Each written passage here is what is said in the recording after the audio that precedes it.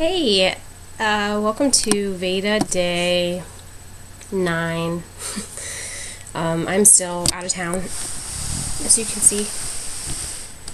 All of my husband's fun awards from football in his bedroom. I'm at my in-laws' house. We'll be home soon. It'll be nice.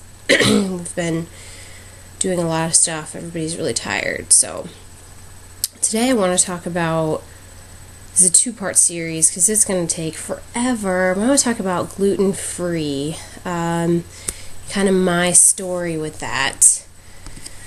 Let's see, about 4 months ago, well, let's back up. 4.5 months ago, I started, I'm going to go even further back. Ever since this baby has been born, and I started working out around 2 months after he was born, I was doing like every diet possible, working out a lot, and I was not losing weight. Even like watching calories, like limiting calories. I did a whole month without any processed food. I actually gained weight. So it was pretty frustrating, and I also felt awful. I felt horrible. I had headaches all the time. I had really bad joint pain. I was working out 4 times a week for an hour at kickboxing, and I could not walk down the stairs straight down because my feet and my knees, so I had to walk sideways for a whole day, and then I would feel better, and then I'd be able to work out again. But just a lot of stuff like that, a lot of fatigue. I'd have to nap every day. I still have to nap a lot, but so I started going to a naturopath. Well, before I went to the naturopath, I started trying paleo diet, which is, they say it's like Neanderthal, like primitive diet, what we would have done when we were hunters and gatherers, eating the meat and fruit and vegetables, but no carbs, like very minimal carbs.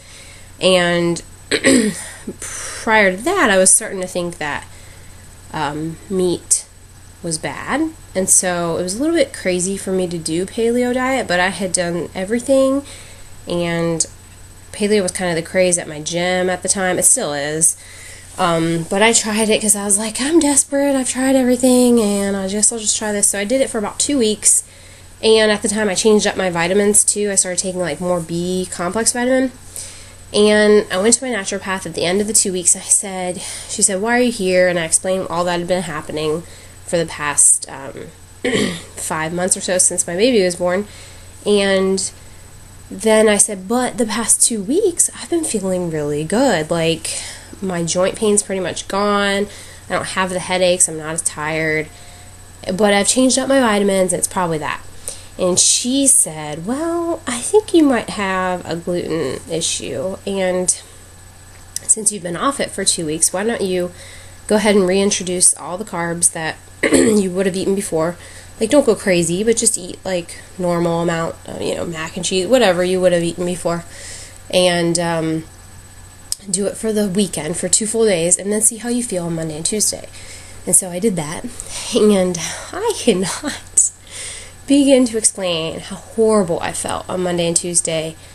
I had joint pain, like it seemed like worse than before. My hips and my back and my knees and my feet were hurting, like just to walk. I had really bad headaches again, especially if I was sitting down and then I'd stand up, or if I'd lay down and then sit up.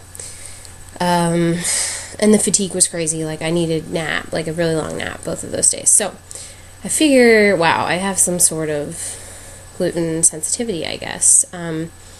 So I was kind of depressed about this, but I talked to my naturopath, and she and I kind of both believe that there's a lot of hormonal and immune changes with pregnancy, and for whatever reason it takes my body forever to recover, to kind of go back to normal after a pregnancy. And so I've had other issues too, which I'll talk about later, but right now I'll just talk about the gluten. So it could be that this is just a temporary thing, and I just need to kind of rest my gut and give it what it wants for a while until things get back to normal, and then I'll be able to reintroduce carbs. So I'm kind of hoping that's the case, but I don't really miss it that much. And it hasn't been that bad. So that's kind of what I want to talk about today, are the pros of living gluten-free. And then tomorrow I'll talk about, or some other time for sure, I'll talk about the challenges. So a lot of people notice right away when they go gluten-free that they lose weight and they have better digestive health. So I never thought that I had any issues with gluten because I never had digestive problems. So I was like, totally shocked and thought she was wrong. My naturopath was wrong for saying I would have a gluten issue based on the headaches, fatigue, and the joint pain. But apparently those are like prime symptoms of a gluten sensitivity. Most people, though, or a lot of people, have lots of bloating, gas, diarrhea, and it is related to the amount of carbs that they're eating. Fatigue, especially after you eat a meal with heavy carbs, heavy on the carbs. So it's hard to pay attention to those things if you never have, but she had me journal, like write down everything I ate and then how I felt, like even emotionally throughout the day. And I could really see, what foods, like even, this is a few months ago, I had issues with other foods too, and things have gotten better since then, but like beans were an issue for me, and beans are a carb, so I shouldn't be surprised, but it doesn't have gluten in it, so, but I did have major issues with beans, and now I don't, so that's encouraging. But if you haven't done something like that, a food journal, and definitely marking down gas and your bowel movements, so those are important. And then you can look back and see what foods have really triggered that if you do it for a good 3 days. So a lot of people notice weight loss and better digestive health like right off the bat. So, and that like feels so much better. I mean, yeah, your immune system is in your gut. Like a huge part of your immune system is your digestive tract. So getting that healthy is like really important for your overall health and how you deal with illness. Carbs are evil. Like I just learned that they're, after doing paleo and then figuring out that, I needed to kind of lay off the carbs for a while, I just started looking into it more, and it is crazy. Like, there's a big war going on whether or not, like, fat and saturated fat causes heart disease or carbs, and the new theory is that it's the carbs, not the fat, because all these years of doing a low-fat diet and filling in the calories with all these just crappy filler products and carbs and imitation sugars, just awful stuff for our body, like that's what is causing heart disease, but specifically sugar, carbs, sugar. So there's a study that I'm going to put a link to in the details of this video that talks about the effects of like shooting carbohydrates into blood vessels and seeing the immediate dilation of the vessels. So if that happens, the expansion and dilation of that, if that happens over and over again, if you're shooting carbs into your veins and they dilate and then they go back, but it doesn't happen with any other food, that affects your arteries, that affects your blood vessels, and they become less elastic over time. So then if you have clogged arteries, and I mean, it's just, they're not going to be elastic anymore, and you're going to narrow them, and it's going to cause heart disease. So, but anyways, I'll cite that. And then two good documentaries to watch would be Fathead. I don't know who that's by, but and Hungry for Change. Those are both on Netflix. And then books that would be good to read are The Carbohydrate Sensitive Plan by Natasha Turner. She's also a naturopath. And Wheat Belly by William Davis.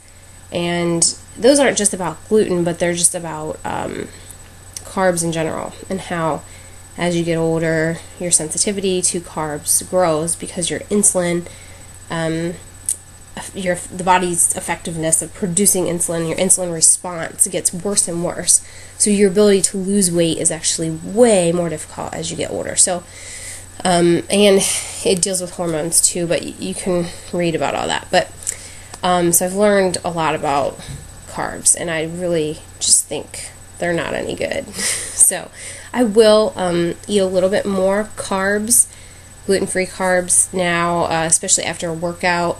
And if I've noticed that my milk supply is down really low, I'll eat a little bit more carbs, and just to see if it'll bump it up a little bit. But all in all, another pro for me is that my joint pain's virtually gone. I can work out really, really hard now and just be able to walk and take care of the kids, and it's fine.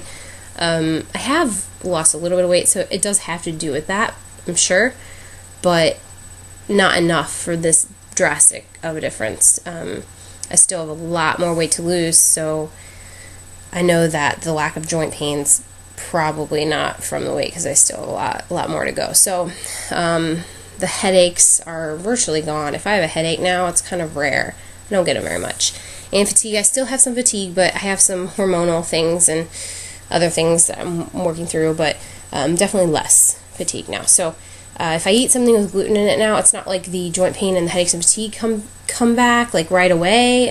What happens now is that I'll get diarrhea the next day, like right away. So I will know if I had something in gluten in it for sure. So sorry for the long video, but I hope it's interesting to you. And tomorrow I'll talk a little bit about, or some other day, hopefully tomorrow, we'll talk a little bit about the struggles trying to live gluten-free. Thanks for watching.